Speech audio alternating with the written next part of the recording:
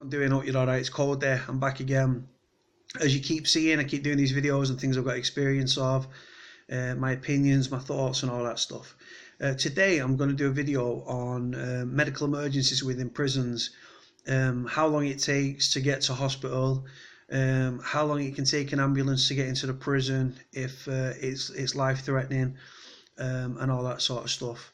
Right, so as a former prisoner, I had my knee rebuilt many years ago. I had it reconstructed. I still have problems with it to this day. Now, we was locked up in Strangeways. I served in two prisons here in Manchester. I served one in the Cat A, which is the only Cat A in the northwest, which is HMP Manchester, aka Strangeways, and I finished my sentence at Cat B, Forest Bank, down in Salford. Anyway, going back to I was in Strangeways. We'd been locked down for about 2 days because there wasn't enough screws to let us out and all the usual crap. So they've let us out. I was on my way down down the stairs on the way to the ones, on the way to exercise or association, one of the two. I think it was exercise. So anyway, as I've gone down the stairs, right, I was just walking. I just felt my knee pop, and I was, oh god, the pain, man, was extraordinary. Right, my knee popped. It was fucking filling with fluid. I was in agony. I was desperate to get out of my cell, but I had to go back to my cell and be locked behind my door because my knee had gone. Right. Upon looking at my own knee, having known the fact that I've suffered a knee dislocation before, it was a partial dislocation. My knee wasn't fully aligned. And my kneecap was half out, half in, kept floating between the two. Anyway, I was in excruciating pain. I got on my pad mate got on the buzzer. The buzzers, for those that don't know, your buzzer's like an emergency, like intercom, which goes to the office for the screws on the wing. They said, right, they'll get someone with me ASAP. That's a quote, ASAP. I think 2 hours later, an hour and a half, 2 hours later, they got not a doctor, they got a nurse to me. The nurse came. He seen that my knee was fucked. He seen that every time he touched it, I was in physical pain. I had tears in my eyes. The pain was that immense and that intense, right? He knew that something was up. This foreign doctor guy, sorry, not a doctor, nurse. And do you know what he offered me, people? And anyone that's been in prison will know the answer to this fucking next bit. Do you know what he offered me? He offered me paracetamol. Dissolvable paracetamol, right? Before I went to prison, I was on a thing called tramadol. Tramadol is for moderate to severe pain, and they're super strong, and they really are strong. Now, my knees half in, half out, right? It wasn't right. I know it wasn't right because I couldn't bend my leg. It was filled with fluid. My kneecap was fucking floating about the place. My kneecap was just like kept trying to come out of where it sits. Like I say, so this nurse, right?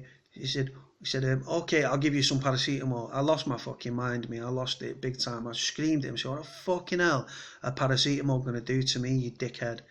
Right, I'm the size of a fucking baby elephant, for fuck's sake, right? Now, how is a paracetamol, right? Dissolvable paracetamol gonna sort me knee out? So anyway, so I kicked up a big fucking fuss. The nurse and the screw walked out. I declined the offer of paracetamol because it wouldn't touch the pain. So I kept saying to me, pad mate, get on a fucking buzzer, get on a buzzer, get on a buzzer, get on a buzzer. So we kept getting on the buzzer, and every time they reset it, we got back on a buzzer. Eventually, it went up to Oscar 1. The screws radioed through to Oscar 1. Oscar 1 being the on-duty governor at the time, the assistant governor, deputy governor, the head governor. It went up because it goes up a chain of command, right? So after probably another hour, 2 hours, they was umming and ahhing whether they was going to get an ambulance to come to me, which was going to would have taken a longer because they would have had to go through all the security checks and everything else, and would have taken longer. So I said, listen, get me in a fucking transit van, right? They've got these white like Leyland vans with bars inside and stuff. It looks like a transit van. I said, with blacked out windows. I said, look, get me to fucking hospital. I said I want to get there ASAP. So anyway, they came and got me a few hours later, right? Even though my knee was fucked and I couldn't walk, they put me in a wheelchair. They wheeled me through the fucking prison, right? Oh no! Oh no! No! No! No! No! No! No! No! No! No! No! I know. I remember what happened. Right? What happened was before all the ambulance thing. No, before the hospital thing. No. What happened was they dragged me. Right. So the doctor came and fucking see me. Right. Offered me paracetamol. I kicked off. He left the cell. So did the screw. Right. Then eventually, an hour or two later. After having to have to clear it with the screws, had to clear it with the governor. They took me to the fucking medical wing, right? They dragged me in a wheelchair across the fucking yard, right? Bashing me and fucking knocking me about, right? Got me over to the other side of got me to the medical wing, right? I sat there.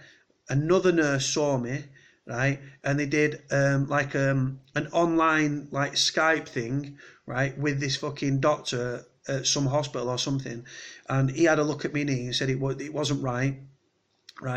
Then I was wheeled back to my wing, put back in my cell, and then an hour or two later, they said, right, you've got two choices. An ambulance will come here, but it can take hours, or we can load you up into a transit van with a load of screws, and we'll take you to the hospital. So what happened? I just wanted to get to the Aussie, man.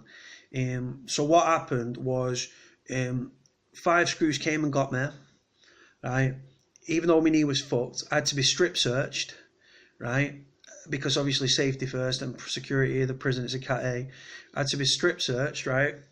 Put back into a wheelchair, wheeled to the fucking transit van, right? Put into a transit van with 5 screws. I had to be handcuffed to a screw, right?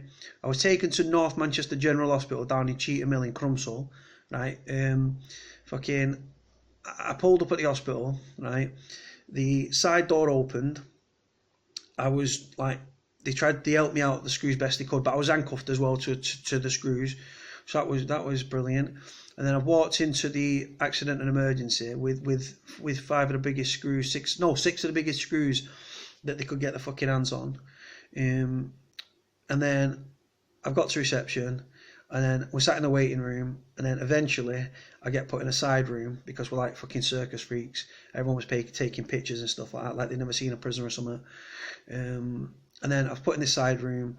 They x-rayed me. They give me they give me gas and air. They reset my leg. I was put in a splint and given crutches. And then I was sent back to prison. And I had to go through all the strip search and taken back to the jail and everything. From me doing the injury to ending up at hospital was probably 4 to 5 hours, right? That's for a knee injury, right? I had a partial dislocation on my knee, right? And that was that, right? So imagine, right, that was my situation, right? Now imagine, right, there's a lad that's on the wing. He's taken an overdose. He's committed suicide. He's taken an overdose, right? A lad might have taken an overdose. His pad mate might have got on the buzzer. The screws have come. If you think that it's just a simple case of the screws, if you think the screws, right, go into the office, ring an ambulance, and the ambulance turns up, and then they come straight to the wing, and it's all over, and they're there within 20 minutes or something, you're sadly mistaken. It doesn't happen. It does not happen at all. What happens is, right, the screws they'd assess it, then they get on the phone to one of the nurses, right? The nurse would turn up, and then the nurse can't do anything. They're not qualified to do fuck all, are they, really? So the nurse will say, right. So then the nurse might say, right, we need to get into hospital, we need to get an ambulance or whatever. Then they go to Oscar 1. Oscar 1 is the call sign for the duty governor at Strangeways. So they get onto Oscar 1. Oscar 1 then has got to weigh up the security risk of the inmate, right? Because obviously you've got lifers, you've got your Cat A's within the prison and stuff.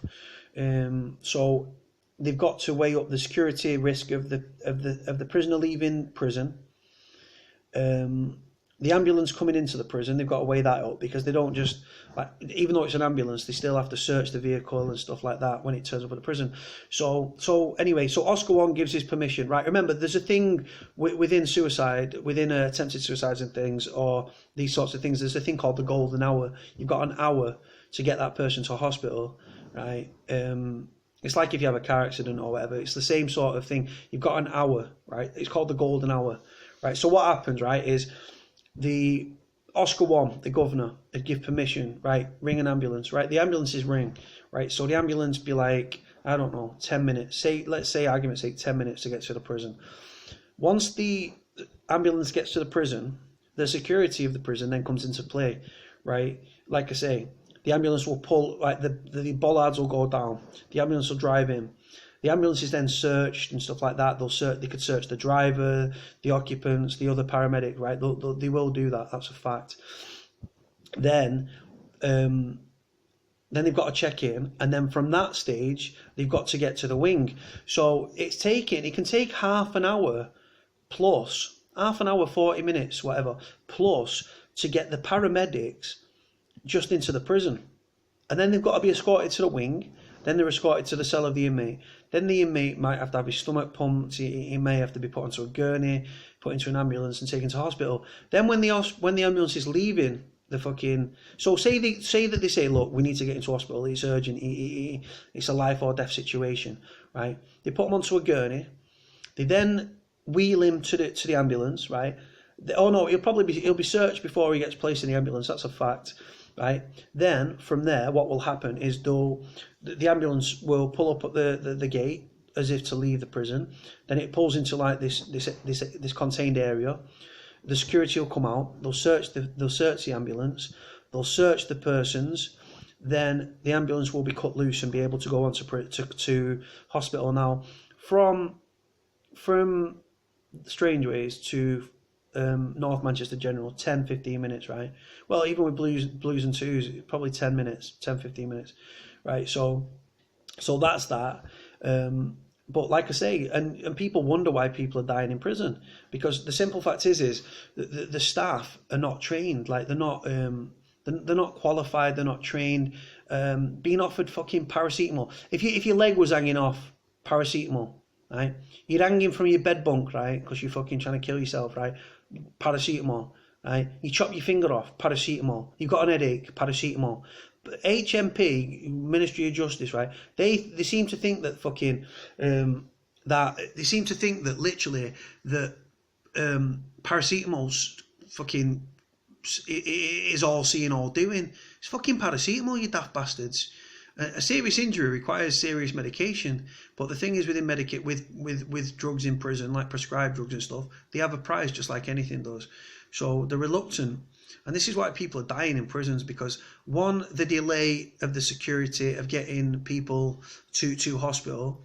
Second, you could be lay on your floor, right, and look fine but be physically in pain, right, and it's like the prison treat you like you're like crying wolf or something, and it's a dangerous precedent to set, because like I tell you, it's not fucking good. People are dying in prisons. People are overdosing. Suicides in prisons are through the roof.